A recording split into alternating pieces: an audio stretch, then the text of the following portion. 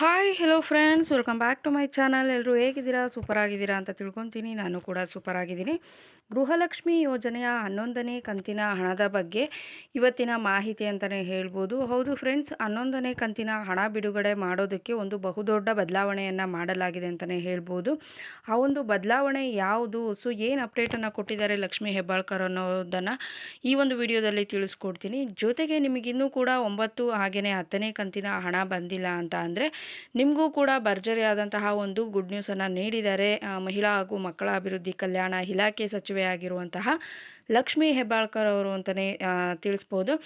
ಬನ್ನಿ ಫ್ರೆಂಡ್ಸ್, ವಿಡಿಯೋನ ಸ್ಟಾರ್ಟ್ ಮಾಡೋಣ. ಸ್ಟಾರ್ಟ್ ಮಾಡೋದಕ್ಕಿಂತ ಮುಂಚೆ ಈ ಒಂದು ವಿಡಿಯೋನ ಎಲ್ಲೂ ಕೂಡ ಸ್ಕಿಪ್ ಮಾಡೋದಕ್ಕೆ ಹೋಗಬೇಡಿ, ಕಂಟಿನ್ಯೂಯಸ್ ಆಗಿ ವಾಚ್ ಮಾಡಿ ಎಲ್ಲ ಒಂದು ಮಾಹಿತಿಯನ್ನು ತಿಳ್ಕೊಳ್ಳೋದಕ್ಕೆ ಸಾಧ್ಯ ಅಂತಲೇ ಹೇಳ್ಬೋದು.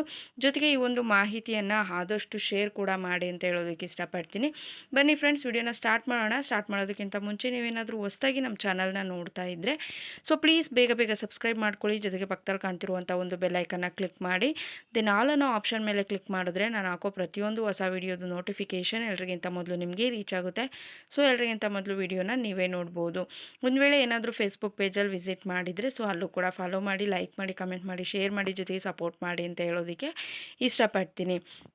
ಎಸ್ ಫ್ರೆಂಡ್ಸ್, ಇವಾಗ ಮೊದಲನೇದಾಗಿ 9 ಹಾಗೆಯೇ 10ನೇ ಕಂತಿನ ಹಣ ಬಂದಿಲ್ಲದೆ ಇರೋರಿಗೆ ಏನು ಒಂದು ಭರ್ಜರಿ ಗುಡ್ ನ್ಯೂಸನ್ನು ನೀಡಿದ್ದಾರೆ ಅನ್ನೋದ್ರ ಬಗ್ಗೆ ಮಾಹಿತಿಯನ್ನು ತಿಳಿಸ್ಕೊಡ್ತೀನಿ. ಅದಾದಮೇಲೆ ಇವಾಗ 11ನೇ ಕಂತಿನ ಹಣ ಬಿಡುಗಡೆಯಲ್ಲಿ ಏನು ಬಹುದೊಡ್ಡ ಬದಲಾವಣೆಯನ್ನು ಮಾಡಲಾಗಿದೆ ಅನ್ನೋದ್ರ ಬಗ್ಗೆನೂ ಕೂಡ ತಿಳಿಸ್ಕೊಡ್ತೀನಿ. ಎಸ್ ಫ್ರೆಂಡ್ಸ್, ಇವಾಗ ಆಲ್ರೆಡಿ ಕೆಲವೊಬ್ಬರ ಖಾತೆಗಳಿಗೆ ಏನಾಗಿದೆ ಅಂತ ಅಂದರೆ 8 ಜೊತೆಗೆ 9ನೇ ಕಂತಿನ ಹಣದವರೆಗೂ ಕೂಡ ಹಣ ಜಮಾ ಆಗಿದೆ ಅಂತಲೇ ಹೇಳ್ಬೋದು. ಇನ್ನು 10ನೇ ಕಂತಿನ ಹಣ ಒಂದು ಬ್ಯಾಲೆನ್ಸ್ ಉಳ್ಕೊಂಡಿದೆ ಅಂತಲೇ ಹೇಳ್ಬೋದು. ಅಂಥವರು ಏನು ಹೇಳ್ತಿರ್ತಾರೆ, ನಮಗೆ 10ನೇ ಕಂತಿನ ಹಣ ಇನ್ನೂ ಬಂದಿಲ್ಲ ಅಂತ ತುಂಬ ಜನ ಮೆಸೇಜನ್ನು ಮಾಡ್ತಾನೆ ಇರ್ತಾರೆ. ಹಾಗಾಗಿ ಏನಾಗಿದೆ ಅಂತ ಅಂದರೆ ಈ ಒಂದು 10ನೇ ಕಂತಿನ ಹಣ ಸ್ವಲ್ಪ ಪ್ರೋಸೆಸ್ ಫಾಸ್ಟಾಗೆ ಮೂವ್ ಆಗಿದೆ ಅಂತಲೇ ಹೇಳ್ಬೋದು. ಆಲ್ರೆಡಿ 50 to 55% ಅಷ್ಟು ಜನರಿಗೆ ಈ ಒಂದು 10ನೇ ಕಂತಿನ ಹಣ ಬಿಡುಗಡೆ ಆಗಿದೆ. ಏನು ಬಿಡುಗಡೆ ಆಗಿ 1 ವೀಕ್ ಹತ್ತತ್ರ ಆಗಿರುವಂಥದ್ದು ಅಷ್ಟೇ, ಜಾಸ್ತಿ ದಿನ ಏನಾಗಿಲ್ಲ, 8-10 ದಿನಗಳು ಕಳೆದಿದೆ. ಹಾಗಾಗಿ ಈ ಒಂದು ಇಷ್ಟು ದಿನಗಳ ಅವಧಿಯಲ್ಲಿ ಒಂದು 50% ಜನರಿಗೆ ಹಣವನ್ನು ಆಲ್ರೆಡಿ ಜಮಾ ಮಾಡಿದ್ದಾರೆ.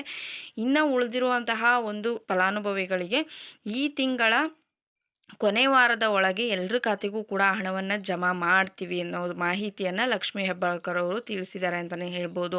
ಒಂದು ವೇಳೆ ನಿಮಗೆ 10ನೇ ಕಂತು ಅಲ್ಲದೆ 9ನೇ ಕಂತಿನ ಹಣ ಕೂಡ ಬಂದಿಲ್ಲ ಅಂತ ಅಂದರೆ ನಿಮಗೆ 10ನೇ ಕಂತಿನ ಹಣ ಬಿಡುಗಡೆಯ ಜೊತೆಗೆ 9ನೇ ಕಂತಿನ ಹಣ ಕೂಡ ನಿಮ್ಮ ಖಾತೆಗೆ ಒಟ್ಟಿಗೆ ಜಮಾ ಆಗುತ್ತೆ ಅನ್ನೋದ್ರ ಬಗ್ಗೆ ಮಾಹಿತಿಯನ್ನು ತಿಳಿಸಿದ್ದಾರೆ ಅಂತಲೇ ಹೇಳ್ಬೋದು. ದೆನ್ ನೆಕ್ಸ್ಟು ಇನ್ನೇನಾದರೂ ನಮಗೆ ಹಣನೇ ಬಂದಿಲ್ಲ ಏನು ಮಾಡೋದು ಅಂತ ಅನ್ನೋರಿಗೆ ನಾವು ಪ್ರತಿ ವಿಡಿಯೋದಲ್ಲಿ ನಾನು ತಿಳಿಸ್ಕೊಟ್ಟಿದ್ದೀನಿ. ನೀವು ಮಹಿಳಾ ಹಾಗೂ ಮಕ್ಕಳ ಅಭಿವೃದ್ಧಿ ಇಲಾಖೆಗೆ ಹೋಗಿ CDPO ಅಧಿಕಾರಿಯನ್ನು ಮೀಟ್ ಮಾಡಿ ಅವರು ಏನಾದರೂ ಒಂದು ಸೊಲ್ಯೂಷನ್ನ ಕೊಡ್ತಾರೆ. ಹಂಗೂ ನಿಮಗೇನಾದರೂ ಸೊಲ್ಯೂಷನ್ ಸಿಗಲಿಲ್ಲ ಅಂತಂದರೆ ನೀವು ಮರು ಅರ್ಜಿಯನ್ನು ಹಾಕಿ ಅನ್ನೋ ಒಂದು ಮಾಹಿತಿಯನ್ನು ಪ್ರತಿ ವಿಡಿಯೋದಲ್ಲೂ ಕೂಡ ತಿಳಿಸ್ಕೊಡ್ತಾ ಇದ್ದೀನಿ. ಸೊ ನೀವು ಅದೇ ರೀತಿ ಮಾಡಿ.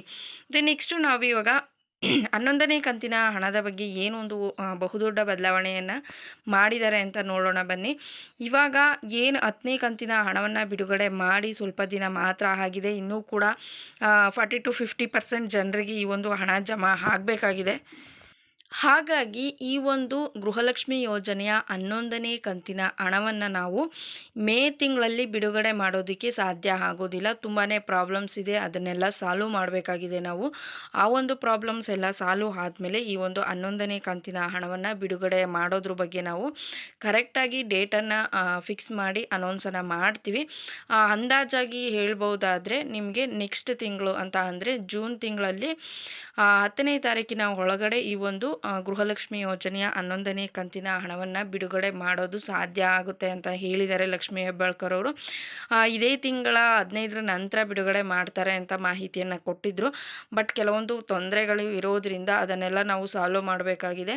ಹಾಗಾಗಿ ನಾವು ನೆಕ್ಸ್ಟ್ ಮಂತಲ್ಲಿ ಈ ಒಂದು 11ನೇ ಕಂತಿನ ಹಣವನ್ನು ಬಿಡುಗಡೆ ಮಾಡೋದ್ರ ಬಗ್ಗೆ ಚರ್ಚೆಯನ್ನು ಮಾಡಿದ್ದೀವಿ. ಸೊ ಹಾಗಾಗಿ ಡೇಟ್ ಇನ್ನೂ ಕೂಡ ಅನೌನ್ಸ್ ಮಾಡೋದಕ್ಕೆ ಸಾಧ್ಯ ಇಲ್ಲ. ಯಾಕೆ ಅಂತಂದರೆ ನಾವು ಡೇಟನ್ನು ಫಿಕ್ಸ್ ಮಾಡಿಲ್ಲ ಅಂತ ತಿಳಿಸಿದ್ದಾರೆ.